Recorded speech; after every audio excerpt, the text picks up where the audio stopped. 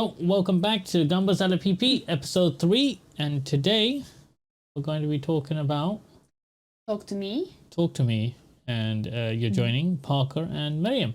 Yay. Exciting. So it's a horror film that was released in 2023. It's an Australian film. How did you find the accents? It was very Australian. Yes. I mean, it wasn't... No. No, Cleo. There was some moments like that, which I really enjoyed. I mean, the accent wasn't No, that strong, No. to be fair. It was quite flat, so it was very understandable. Yeah. Yeah, I mean, as soon as I saw the kangaroo in one of the scenes, I was like, wait, this is in Australia? What? It's Australian. What's going on? Do you want to run a little bit through the plot of the film? Okay, so the plot follows a group of teenagers messing around with the afterlife, yeah. And they use, I guess, a plastic hand, I felt like it was more like a statue kind of thing. The guy was saying that it was a psychic's hand that was preserved in like some sort of clay or whatever. That's it. But yeah, it seems like a sturdy material, not like. Yeah. But go on. Yeah. Sturdy, a saint's hand, one of the hands. Not saint. Oh, sorry. A psychic. I don't know. They allude to it. Well, I mean, they do state it, but we don't know. Yeah, we don't know what it is. It's not confirmed. It's like, oh yeah, this person said it was this, or that person said it was that. Yeah, you know? Like rumor mill. Yeah, so it's basically you're joining a bunch of teenagers as they party and get high by using the hand, because it gives a side effect of being able to see and be the vessel for the afterlife. You also experience a high. Yeah, it looks like the way they portray the experience is like you're high on to do better at this. But yeah, We do not promote drug use. No. Children, stay away. So they like it's also high, and then the thing that is moving the story along is the main character. She lost her mom recently, and then she tries to use the hand to get close to her mom again. Well, I mean, she doesn't purposely do it at the start. No. She wants to highlight everyone else. One of not vessels. One of the spirits from the afterlife. Says that it's her mom, saying like sorry for. And she falls this, for that, it. and the other. I mean, you don't really know if it is her mom or not, but. I think we're pretty sure that it's not. Yeah. Spoiler alert. Spoiler alert. No, it's always gonna be spoilers. Definitely not the mom. It's using the experiences and the knowledge from the host to make a like realistic impression of the mom. No, I mean this main character, what was her name? Maya or something. Said, oh, only my mom calls me Mia? Me? Yeah, me. Only my mom calls me. No one else does. So I'm like, But they do. I think there was a throwaway line in the movie where they're like, the people in the spirits from the afterlife just know. Yeah. Maybe they observed you for a long time. So I don't know what's going on there. I think the beginning is a bit slow. I mean, for me. Saying that, maybe it was her mom. It was not her mom. The last scene. Yeah. Last scene. Oh, we jumped to the end of the movie now. We're jumping to the end of the movie. Yeah. Last scene shows that it is actually spirits potentially. Yeah. It shows that spirits, but the person that was claiming to be her mother was asking her to push an innocent boy into traffic. No, not yeah, literally. directly, but like, oh, put him out of his misery, this, that, and the other. Yeah, I think it was more like entry to hell, like kind of not like where souls are resting peacefully, but where souls are being punished. So they will want to create havoc and they come to Havoc, the Earth. Havoc. Sorry.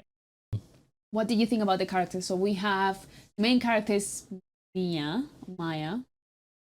Then we have the mom. So okay, there's two families that we follow. Mia's family, which is just her dad at this point because the mom has died, and then the other family is a single mom, seems like, and two children. So the eldest children is like best friends with Mia, and then the younger child, which is the ones that suffers the most throughout the whole movie, basically.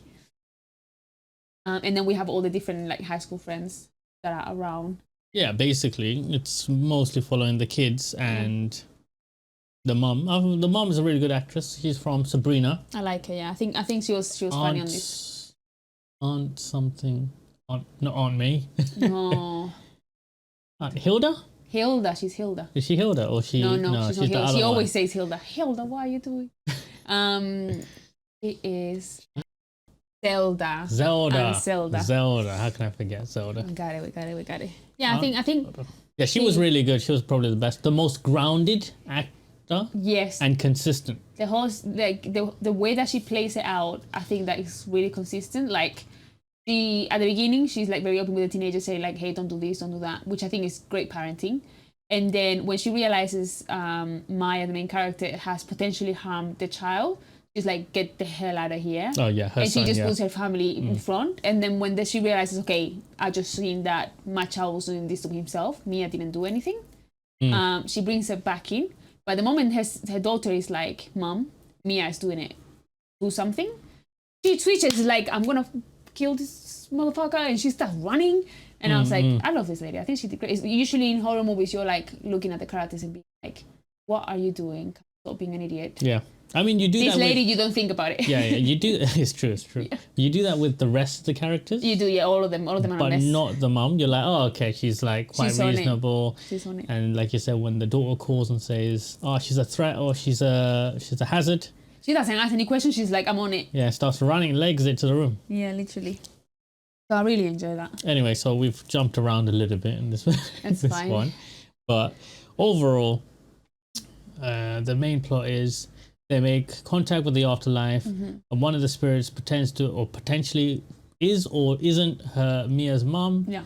And then slowly works her way into the life of Mia and gets her kind of to do things that she wouldn't normally do, see things. So their theory is, so they're playing, and then at some point the younger kid is like, "Oh, I want to do it as well."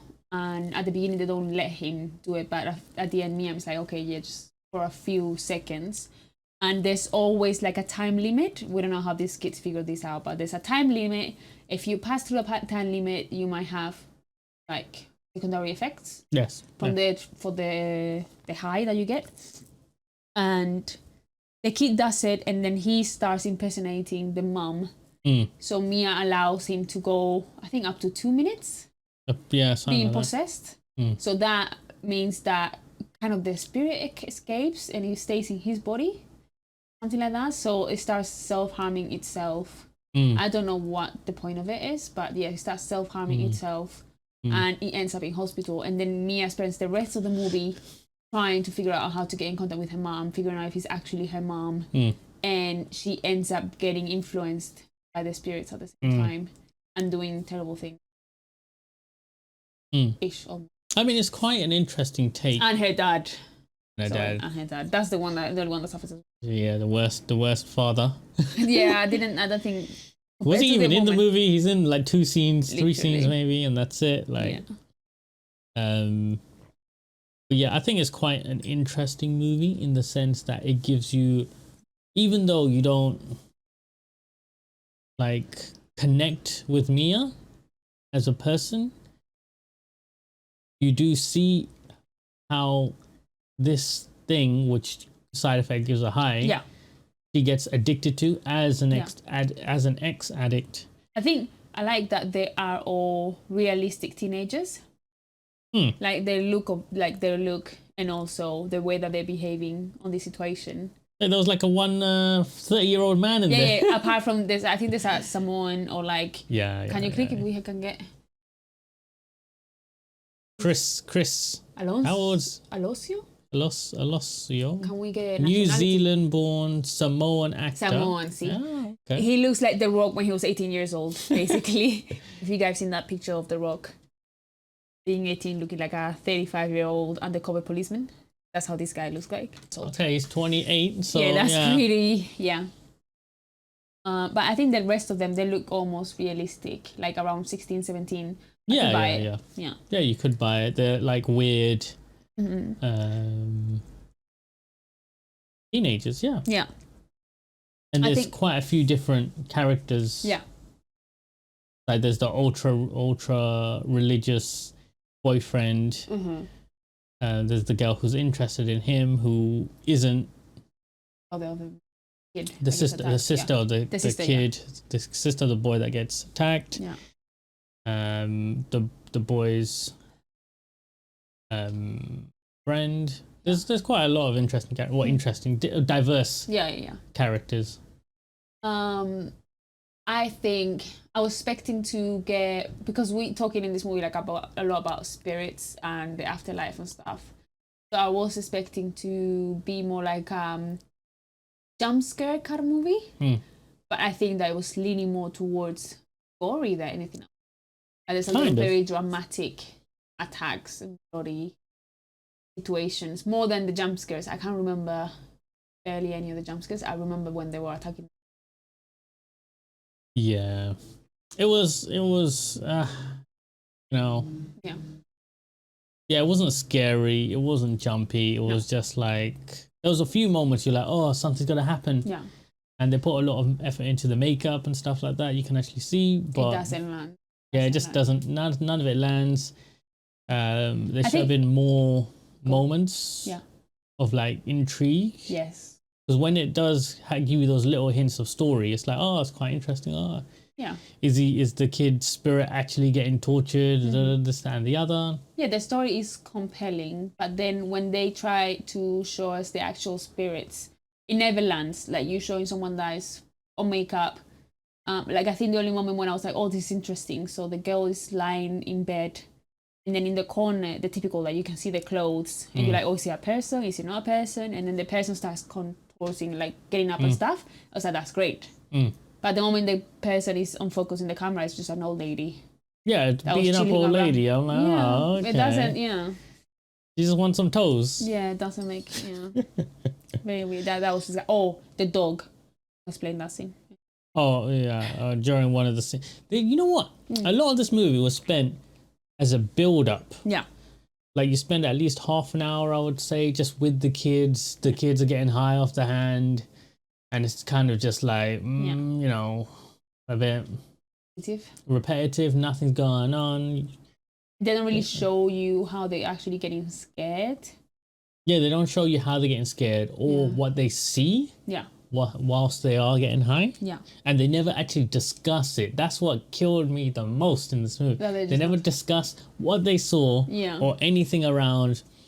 Who are these people? Are they people? Are they demons? Are they what's going on here? No, we're just gonna get high, not ask no questions, even though there's like a spirit sitting in front of me and it's all messed up. Yeah, that really bothered me in a sense. Now go back to the dog stuff.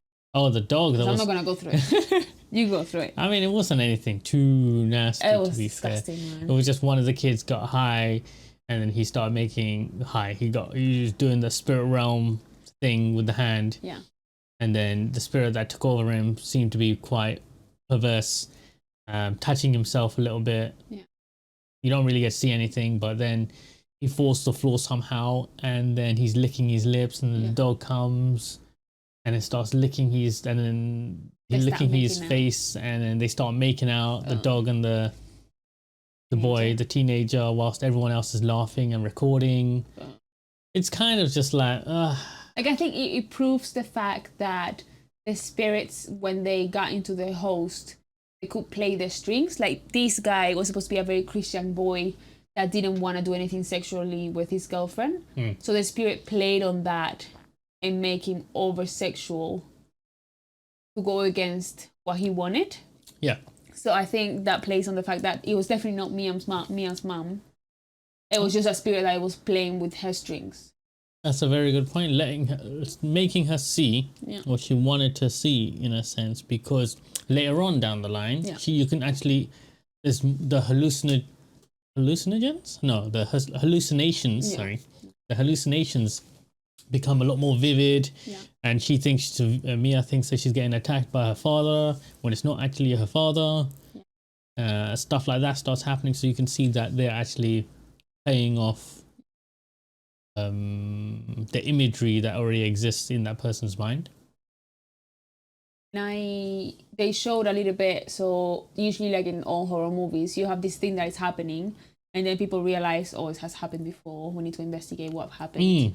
They show the backstory, which it gives you a little information but not that much, and then the teenagers go and investigate, but I don't think anything really ever comes out of it. No, nothing comes out of it. They don't ask how your brother died. They don't ask what did he see. They don't. Mia doesn't tell the brother. Yeah, the brother that's still alive. Yeah. So at the start, sorry, we didn't want to explain. At the start of the movie, it starts off with the scene with two brothers. One of them's in a room. The other one breaks into a party to pick him up. Yeah. Just to take him home. Yeah. Grabs him, starts taking him through the house. Yeah. And then well, it looks like while the brother was in the room, he was self-harming himself. Yeah, self-harming, or someone else was harming him. There was some indications of that on the guy's back. Yeah. Anyway, he's taking the brother out the house, and then that brother stabs the older brother, and then stabs himself and kills himself. Yeah. Anyway, later on in the story, when they're researching what happened with the hand previously, they find this older brother, and then they talk to him to I don't know, they don't get anything from him. Nothing from him. The two main girls get in a fight right after talking to him for no reason. Yeah, I'm like, what's going on here? But I feel like majority of movies usually at some point they give you some sort of, like, the characters figure it out in a way, and they give you like some sort of mechanics of what's going on in the back end. But in this movie, you don't get any of that. You get, at the end of it, they do like, oh, Mia realizes she's being played. Instead of attacking the kid, she decides to kill herself. But by killing herself, she ends up in the other side of the hand. So now she's one of the spirits that get contacted by the kids. Yeah, I thought that was a predictable ending. I think also because they do give away throwaway lines throughout the movie. Oh, I look in the mirror in my dreams. I look in the mirror and I don't see no reflection. Yeah, I'm like, well, you're a vampire. But I think like they could have give some sort of mechanics of what's going on in back end, or do something with the previous story, trying to incorporate it somehow. Yeah. Get the teenagers involved into trying to fix it, but they don't really do any of that. And I know it's classic horror, like it's cliches, what always happens, but I missed all of that. Any other thoughts? Acting wise, it was alright. Mia lady seemed a bit weird. Yeah, I think they could have done more with it, to be fair. They just I don't know what the budget was for this movie, to be honest. I don't know. It seems I don't know. I like the sister. The kid that gets attacked has a sister. She's the one with the strongest accent. And every time she was saying no, you get the no, Cleo, no. And I really enjoy that. I think it doesn't get you scared. It doesn't have the jump scares. It has the gory, so that's all right. If you do like that, I think there's some very interesting and uncomfortable moments. If that's something you enjoyed. And then jump scare, and then you don't really get to laugh a lot at it. Like if a horror film is not good, at least you get to laugh at it. But this one doesn't even give you that. So I think it's a quite low score for me for a horror movie. All right, what would you give it then? A 3, just because I had expectations of it was gonna be scarier, because I thought the concept was really cool. Yeah, the concept was very cool. Yeah, but I don't think they landed. They had something really cool to work with, and yeah. What about you? Yeah, I would say a 4. I would give it a 4, to be honest. So generous. You could tell they're trying, and I guess they were working on a low budget, because that's the only thing that could explain the lack of things happening. Yeah, everything is very, oh, what's the word? Effects. Low effects. Not low effects, like manual ones, you know, like when it's not sci-fi. Like prosthetics. Yeah, and... like there's all makeup, like the spirits usually it's just people in makeup. I think that Oh will yeah, there was no hint at- special effects really. Exactly. There wasn't like at some point a door moves or something like that, but there's not really proper effects per se. But yeah, maybe it was. Yeah, they don't show a lot as well, especially like at the end when she jumps off to kill herself. Yeah, you don't really see her hit the car or anything. You see it from the inside of the car perspective. Yeah. So it is a good attempt, and I don't think I've seen that much cinema that comes from Australia. So I think that's pretty cool. Yeah, do better.